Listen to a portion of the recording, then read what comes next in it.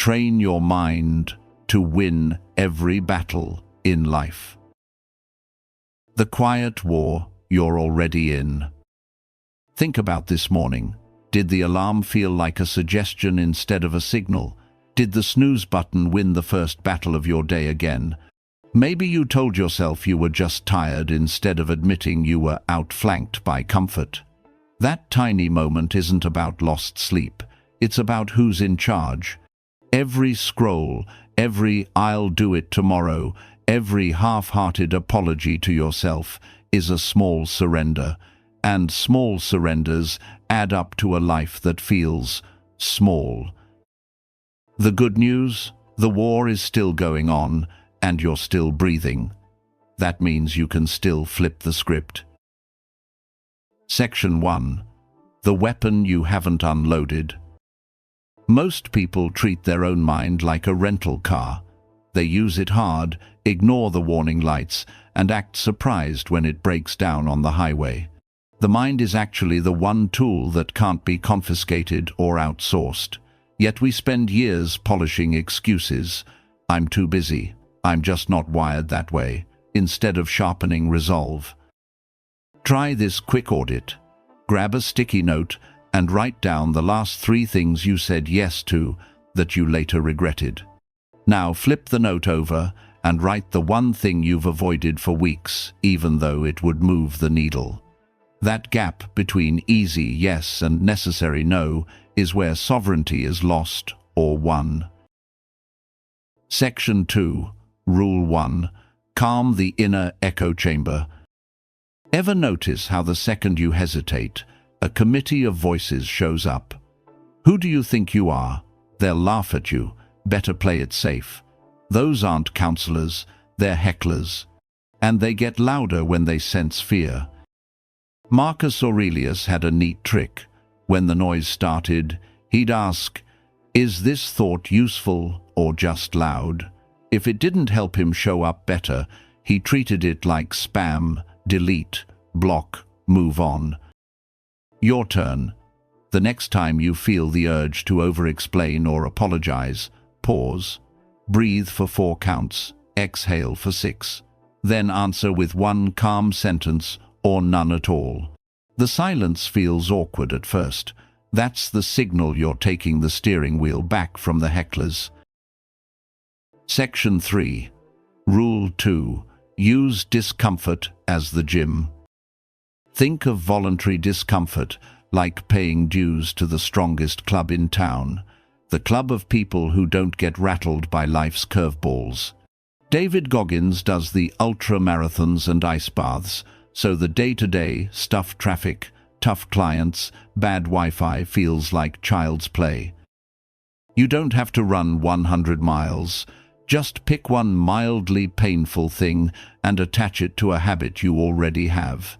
Example: every time you brush your teeth, you do 20 push-ups right after. The reps are small. The message to your brain is huge. I can choose hard on purpose. Stack these micro wins for a month and watch how real adversity shrinks in your rearview mirror. Section 4. Rule 3. Choose which hills really matter.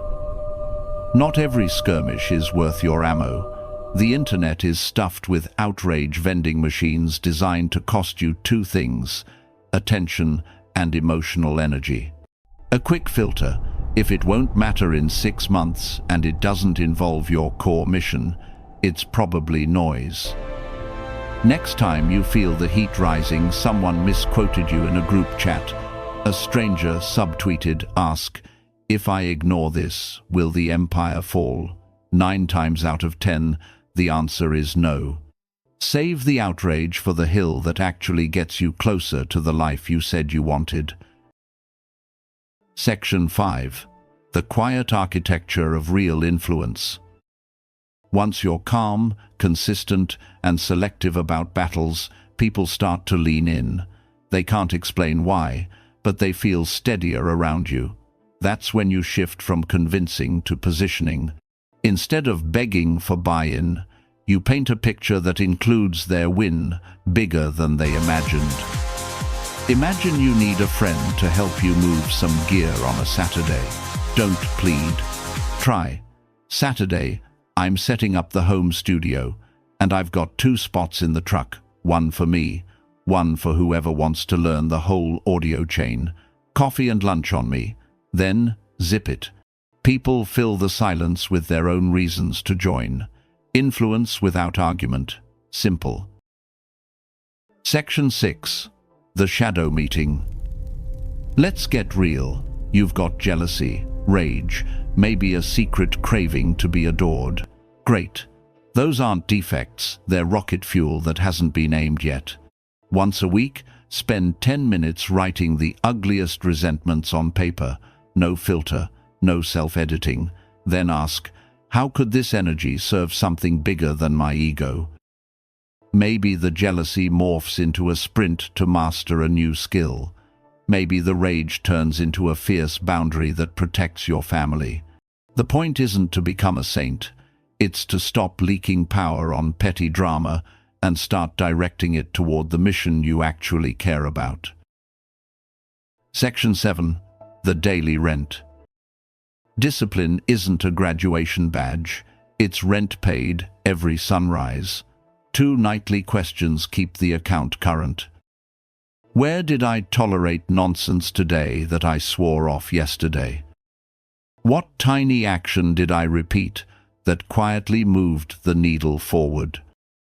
Answer them honestly, then go to sleep on the firm side of the mattress. Comfort is a slow-acting sedative, the body knows. Conclusion. The victor's quiet roar.